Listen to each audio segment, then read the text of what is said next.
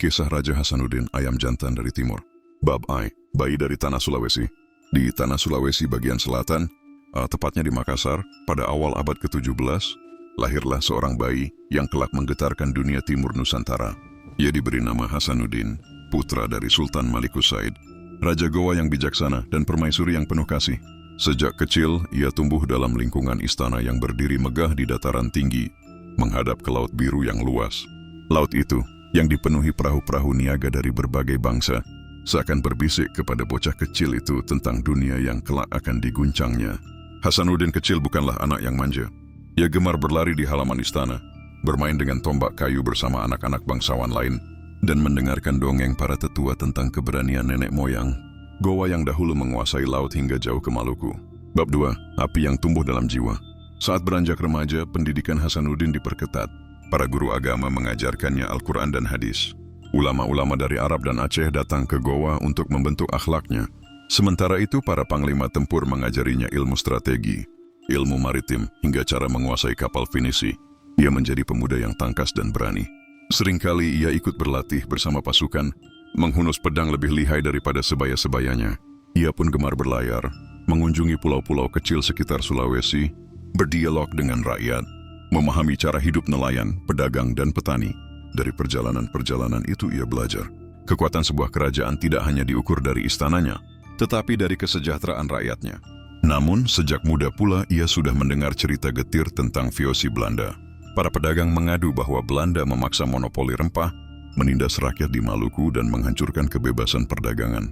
Semangatnya menyala. Ia bersumpah, kelak ia tidak akan membiarkan Goa diperlakukan demikian. Bab terada mahkota di kepala sang singa muda. Ketika ayahandanya, Sultan Malikus Said, wafat pada tahun 1653, Hasanuddin yang masih muda naik tahta sebagai Sultan Goa ke-16. Tahta itu bukan hanya warisan, tetapi juga beban berat. Sejak awal pemerintahannya, Hasanuddin menyadari bahwa Belanda sudah menancapkan kukunya di Maluku dan berusaha menundukkan kerajaan-kerajaan lain. Maka ia segera memperkuat armada laut Goa. Puluhan kapal perang Pinisi dipersenjatai dengan meriam besar yang dibeli dari pedagang Portugis dan Inggris. Ia juga mempererat aliansi dengan kerajaan-kerajaan lain, Ternate, Tidore, Buton, hingga kerajaan-kerajaan Bugis dan Makassar. Ia membuka pelabuhan Goa untuk semua bangsa, Portugis, Inggris, Arab, Melayu, dan Jawa. Bagi Hasanuddin, laut adalah milik semua, bukan untuk dimonopoli satu bangsa rakus. Keberanian dan keangkuhan mudanya membuat Belanda memberi julukan De Haantjes van het Oosten, Ayam Jantan dari Timur. Julukan itu justru menambah kebanggaan rakyat Goa. Mereka merasa memiliki raja muda yang berani berkokok menantang kekuatan besar dunia. Bab Nafur, Perang Makassar, Yoci tidak tinggal diam.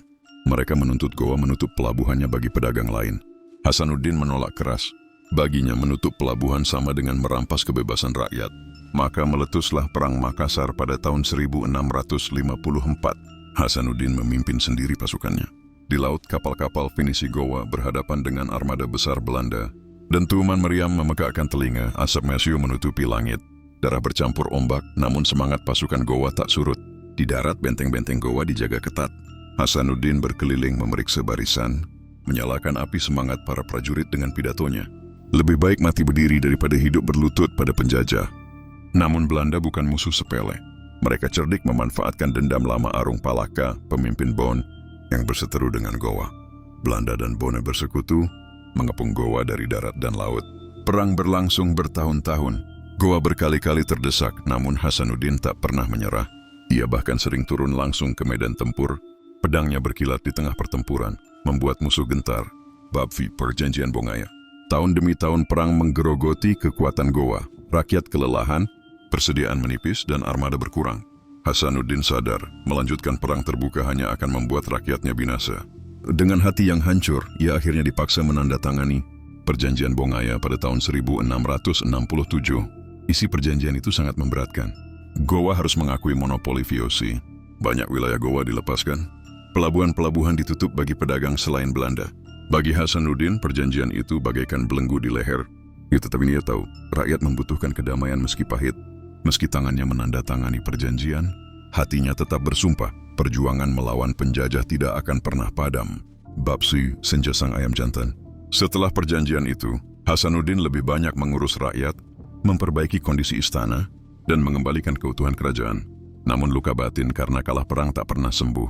Yebre sering bermusyawarah dengan bangsawan dan panglima, mencari cara untuk suatu saat membebaskan kembali tanahnya. Namun usianya tak lagi muda. Tubuhnya melemah dan luka-luka pertempuran yang dahulu ia alami semakin terasa. Pada tahun 1669, Sultan Hasanuddin wafat. Kabar itu membuat rakyat Goa menangis. Mereka kehilangan seorang raja yang selalu berada di garis depan, yang tidak pernah bersembunyi di balik istana, yang lebih memilih berperang sampai darah penghabisan daripada menyerah begitu saja. Bab Syabam, warisan sang ayam jantan. Meski wafat, semangat Hasanuddin tidak pernah mati. Warisan perlawanan. Ia menanamkan keyakinan bahwa penjajah tidak boleh dibiarkan berkuasa begitu saja. Semangatnya menginspirasi perlawanan di Sulawesi, Maluku hingga Jawa. Warisan diplomasi. Hasanuddin menunjukkan bahwa sebuah kerajaan bisa menjadi pusat perdagangan bebas yang makmur, melawan monopoli asing. Warisan keberanian, julukannya ayam jantan dari timur, menjadi simbol keberanian bagi bangsa Indonesia. Ratusan tahun setelah wafatnya, namanya diabadikan. Universitas Hasanuddin berdiri di Makassar, mengenang kebijaksanaan dan keberaniannya. Namanya juga menjadi nama jalan, bandara, bahkan kapal perang Indonesia. Rakyat Sulawesi Selatan, bahkan seluruh Indonesia, mengenangnya sebagai pahlawan nasional. Epilog Kokok Abadi dari Timur. Sultan Hasanuddin adalah bukti bahwa seorang raja sejati bukan diukur dari istananya, tetapi dari keberanian hatinya. Ia kalah secara senjata, tetapi ia menang secara kehormatan. Ia wafat, tetapi semangatnya tidak pernah padam. Di ufuk timur Nusantara, kokok ayam jantan dari timur masih terdengar memanggil generasi penerus untuk menjaga kebebasan dan harga diri bangsa. Perbuatan dan perjuangan Sultan Hasanuddin, ayam jantan dari timur. 1. Masa kecil dan pendidikan. Belajar agama Islam, ilmu pemerintahan, strategi perang, dan ilmu pelayaran sejak kecil. Ditempa menjadi calon raja dengan disiplin keras, menguasai pedang, tombak, dan strategi maritim. Sering ikut pelayaran dan melihat langsung kehidupan rakyat, sehingga ia memahami kebutuhan mereka. 2. Naik tahta sebagai Sultan Gowa ke-16, tahun 1653, menggantikan ayahnya Sultan Malikus Said. Sejak awal berjanji melindungi rakyat dan menjaga kedaulatan Gowa dari ancaman VOC Belanda. 3. Memperkuat kerajaan, membangun dan memperkuat armada laut. Gowa dengan kapal-kapal pinisi bersenjata meriam, membuka pelabuhan Makassar untuk semua bangsa, Portugis, Inggris, Arab, Melayu, Jawa, Bugis, Ternate, Tidore, Dalil, menolak monopoli perdagangan VOC, membangun aliansi dengan kerajaan-kerajaan lain di Nusantara Timur. 4. Melawan Belanda, VOC, menolak tuntutan VOC untuk memonopoli perdagangan rempah, memimpin langsung Perang Makassar, 1654-1667. Berperang di laut dengan kapal pinisi melawan kapal-kapal besar VOC, turun langsung di garis depan, mengobarkan semangat prajurit dengan keberanian dan pidatonya. Menghadapi pengkhianatan politik, Arung, Palaka dari Bon bersekutu dengan VOC melawan Gowa. 5. Menghadapi kekalahan dan diplomasi. Meski kalah jumlah, terus melakukan perlawanan gerilya. Akhirnya terpaksa menandatangani Perjanjian Bongaya 1667 yang membuat Gowa kehilangan sebagian wilayah dan harus tunduk pada monopoli VOC. Meski pahit, ia melakukannya demi menyelamatkan rakyat dari penderitaan lebih panjang. 6. Masa akhir hidup. Setelah perjanjian, ia masih tetap berusaha menjaga martabat kerajaan dan melindungi rakyat. Diam-diam tetap menyusun kekuatan, meski kondisi tubuhnya melemah karena usia dan luka-luka perang. Wafat pada tahun 1669 di Makassar. 7. Warisan besar. Dijuluki ayam jantan dari timur karena keberaniannya menantang Belanda, menjadi simbol perlawanan rakyat Indonesia terhadap kolonialisme. Namanya diabadikan sebagai pahlawan nasional Indonesia, serta digunakan untuk universitas, bandara, kapal perang, dan berbagai tempat di Sulawesi Selatan. Jadi secara singkat, yang ia lakukan semasa hidupnya adalah belajar dan dipersiapkan sebagai raja, memperkuat kerajaan Gowa, memimpin perang besar melawan VOC, menjaga perdagangan bebas Nusantara, melawan monopoli dan penindasan, meski kalah tetap meninggalkan warisan semangat perlawanan dan kehormatan. Aku dilahirkan untuk menjaga tanah ini, bukan untuk menjualnya. Selama aku masih hidup, tidak ada seorang pun yang berhak memaksa rakyatku menjadi budak di tanah sendiri. Jika kita kalah dalam perang, biarlah hamba dunia tahu bahwa kita kalah dengan kehormatan. Tetapi jangan pernah ada dalam catatan sejarah bahwa rakyat Gowa tunduk karena ketakutan. Jangan pernah takut pada kapal besar Belanda yang membawa meriam. Ingatlah bahwa keberanian kita lebih besar daripada baja mereka, dan keyakinan kita lebih kuat daripada mesiu yang mereka ledakan. Aku tidak akan menutup pelabuhan ini hanya untuk satu bangsa tamak. Laut adalah milik semua yang berlayar, bukan untuk dimonopoli. Siapa saja yang datang dengan damai akan kuterima, tetapi siapa yang datang dengan keserakahan akan kupukul mundur dengan besi dan api.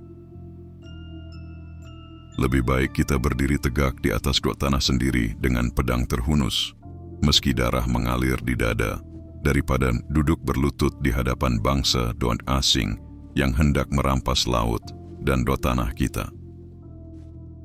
Kekalahan bukanlah akhir, tetapi tanda bahwa kita harus menunggu saatnya untuk bangkit kembali. Ingatlah, api yang kecil di dada rakyat akan menyala besar suatu hari nanti dan membakar out penjajah sampai habis. Namaku boleh hilang di telan waktu, tubuhku boleh terkubur di tanah Makassar, tetapi semangat melawan penindasan akan hidup di dada anak-anak kita, cucu-cucu kita, dan seluruh bangsa ini sampai akhir zaman. Laut kita luas, angin kita kuat, hati kita berani. Selama itu masih ada, tidak ada kekuatan asing yang benar-benar bisa menundukkan Goa.